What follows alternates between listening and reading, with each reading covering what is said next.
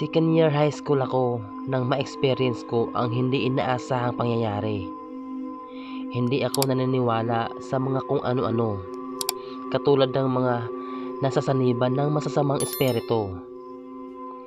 May sakit sa pag-iisip yan, o di kaya nagdrama lang yan. Yan ang lagi kong sinasabi sa tuwing nakakita ako ng mga ganong pangyayari. Ako nga po pala si Cindy. Isa akong estudyante. Nakatira ako sa isang liblib na lugar sa Misamis Occidental. Mahigit 1 kilometro ang layo ng bahay namin sa eskwelahan na pinapasukan ko.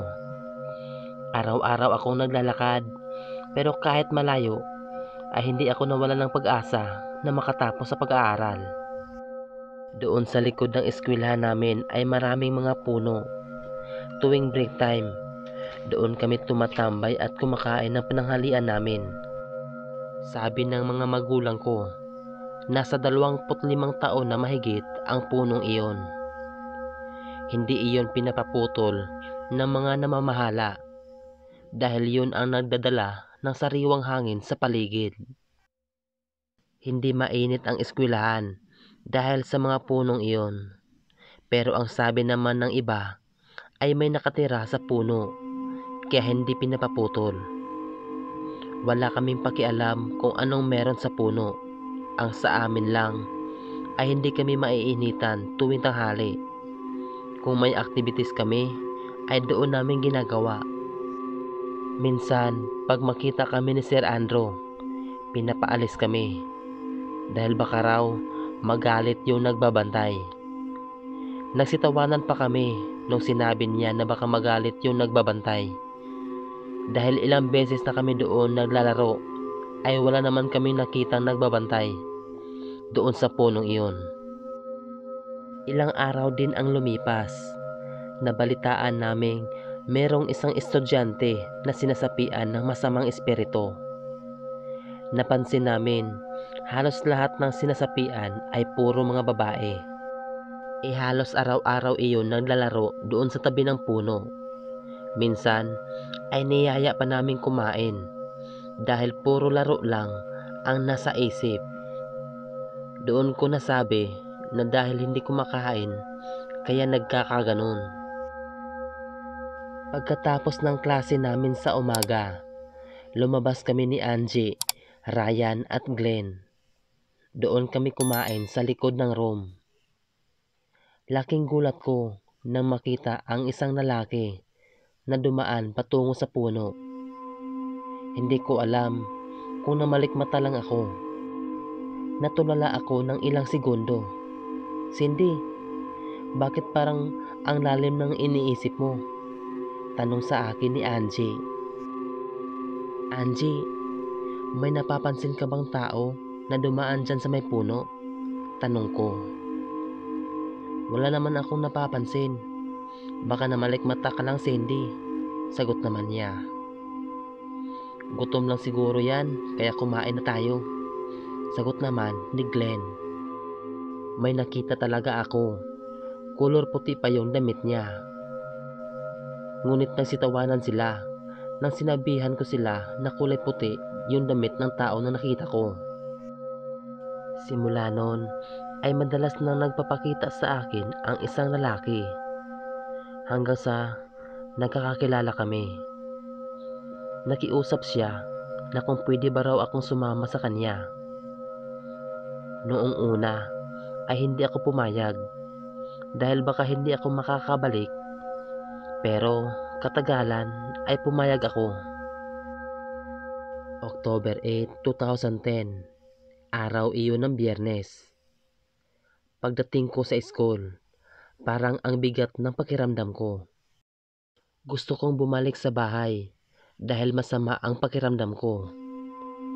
Dahil sarado ang room, umupo ako sa gilid para magpahinga. Ngunit nagpapakita sa akin si Jim. Si Jim ang lalaking madalas na nagpapakita sa akin.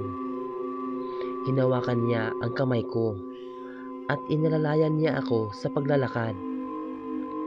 Tinanong ko siya kung saan kami papunta at bakit may dala-dala siyang pagkain. Sabi niya ay para daw iyon sa akin. Sinusundan daw niya ako dahil alam niya na sa araw na ito ay sumama ang pakiramdam ko. Dinala niya ako sa likod ng room namin dahil nandun raw ang daan papunta sa kanila. Pero bago yun ay pinakain muna niya sa akin ang dala niyang pagkain. At nang matapos na ay dinala niya ako sa puno ng balete. Doon ko nakita na ang punong iyon ay git pala papunta sa lugar nila.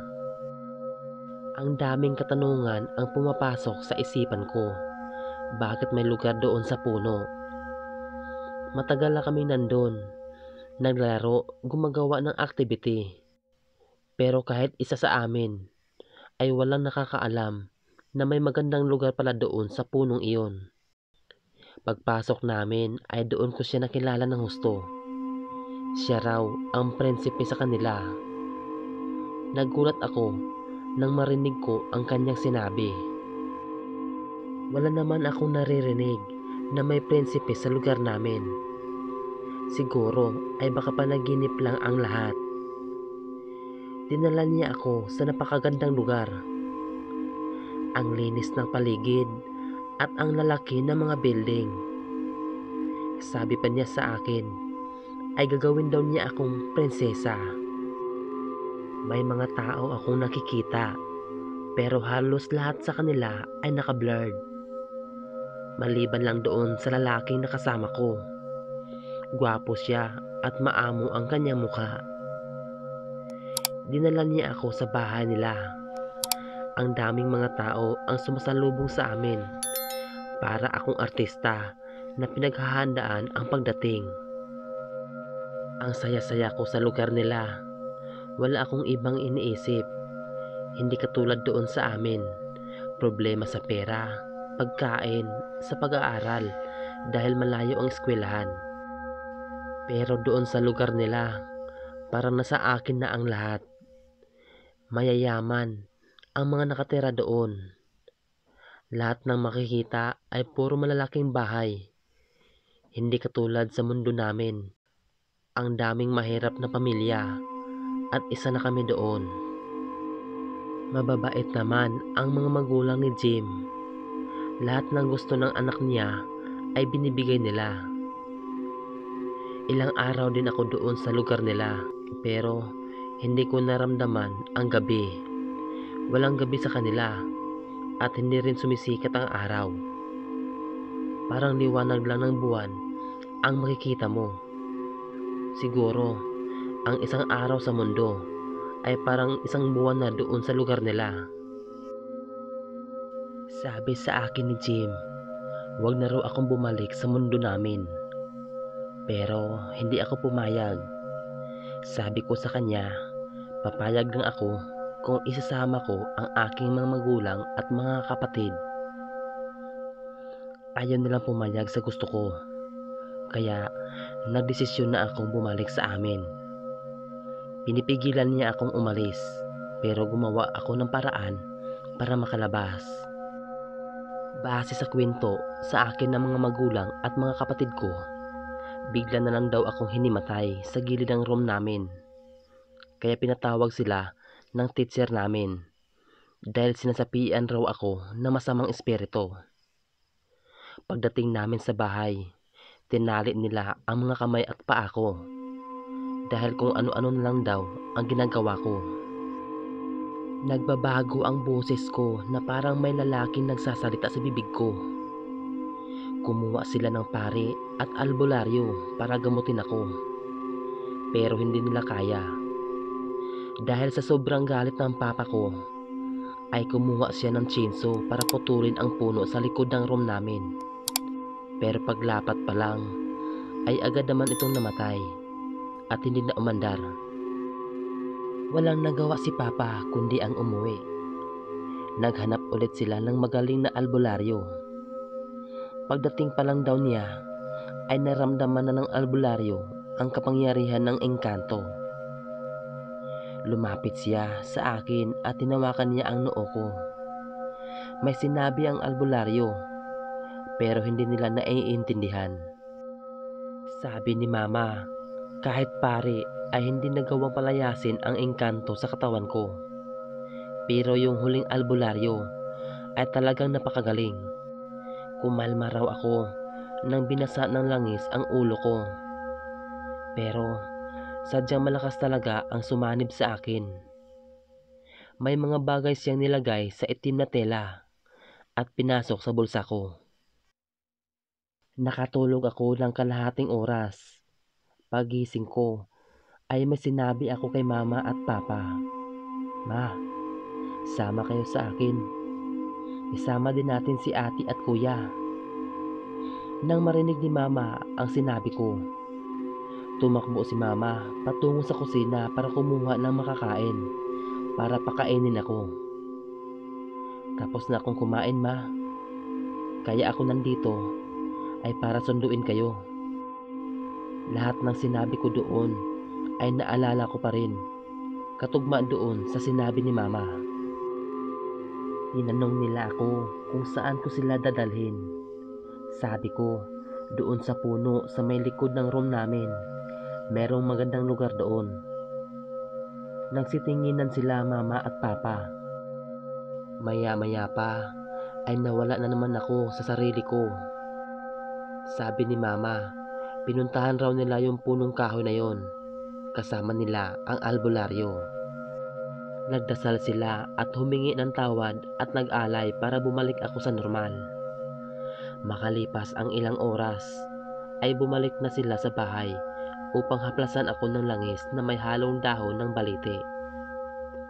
At hindi nagtagal, ay bumalik na sa normal ang aking pag-iisip.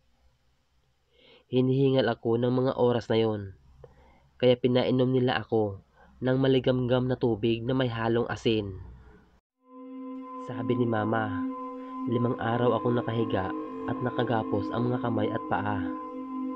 Pero hindi ko iyon ramdam dahil ang isip ko ay nandun sa syudad sa puno ng balite. Dahil doon, naniniwala na ako na ang puno ng balite ay hindi ordinaryo, lalo na't malaki na ito at may edad na. Sanay kasi ako sa bukid kaya binabaliwala ko yun. Pero sa panahon ngayon, marami na ang hindi naniniwala. Wala tayong magagawa dahil hindi natin hawak ang mga isipan nila. Hanggang dito na lang ang aking kwento. Maraming salamat.